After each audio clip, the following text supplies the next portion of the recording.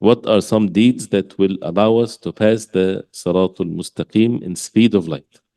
Is there any special dua that we can recite which will allow us to pass the Siratul Mustaqim easily? We ask Allah subhanahu wa ta'ala to make it easy for each and every one of us. But it's basically the entire deen of Allah and the concern of it in one's heart, and to stay away from the acts of hypocrisy and what distract the person from purifying one's heart, and to worship Allah with sincerity, knowing that Allah subhanahu wa ta'ala is seeing what's in our hearts, and following the way of the Prophet alayhi salatu wasalam, never to do anything unless we know that this is the way of the Prophet alayhi salatu wasalam. And there is some specific hadith where the Prophet alayhi salatu wasalam, he said that al-amana wal-rahim ala jambatay as-sirat. There are two things on both sides of the sirat, they take the people down. Al-amana wal-rahim. Al-amana, the trust, with all what the amana means. Person breaking his trust, not being entrusted. He's entrusted with something and he breaks it. Whether it's a position, whether it's wealth, whether it's the amana between him and Allah subhanahu wa ta'ala. As-salah is amana. This is amana. The salah is amana to fulfill it. As-zakah is amana. Siyam is amana. But also the amanat between the people, to be fulfilled. Because there is a hook on the side of the sirat takes people down with regards to al-aman.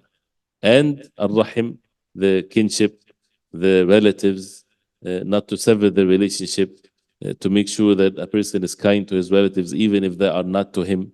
All of that because to avoid the harm that would make the person fall down in the salat. So you have the light, which is acquiring the good deeds, and the bad deeds, takes some of this light away. So repenting to Allah, lots of istighfar, dhikr, and dua, and so on. And then still you have to pay attention to the things that even the person has some light, but there are things that can take the person down. So to take care of one's amanat and things that a person entrusted with, versus also the kinship and things of that nature. And with the dua, we ask Allah subhanahu wa ta'ala to guide us. And as we read in Surah Al-Fatiha every time, we focus, Ihdina as-sirat al-mustaqim. And as Ibn Kathir rahimahullah, he said in his tafsir, Huma siratan.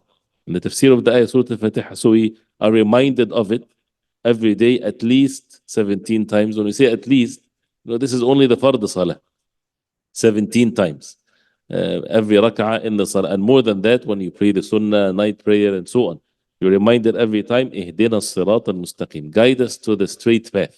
He said there are two sirats. It's basically two sirat. One in this dunya, one in this world, and one in the hereafter. If you want to have an idea of how are you going to be on the sirat in the day of judgment, see how you are on the sirat in this world. Are you on the sirat al-mustaqim, or sometimes this way, sometimes the other way? And he even mentioned all the different levels. If you are firm upon a sirat al-mustaqim, then by the mercy of Allah, you will be firm. I'm talking about the individual. Nobody should praise himself. But this is a way to see it. The person will be firm on the salat in the day of Al-Qiyamah. If a person is marra, sometimes and sometimes, he's going to be the same thing, sometimes and sometimes. And that's why some people would be wounded, some people would fall even. The same way how they were in this life. And some people are not even on it. That means the disbelievers would not even cross the salat. The disbelievers, they will be in the hellfire without even crossing the salat. Only the believers will cross the salat, and then according to their iman, according to how they were on the salat al-mustaqim in this life, they will be on the salat al-mustaqim in the day of judgment, with passing and the speed of it and everything else, which is, of course, with one word, al-ittiba', following the way of the Prophet ﷺ to one's best ability, with ilm, with knowledge, and constantly repenting to Allah subhanahu wa ta'ala.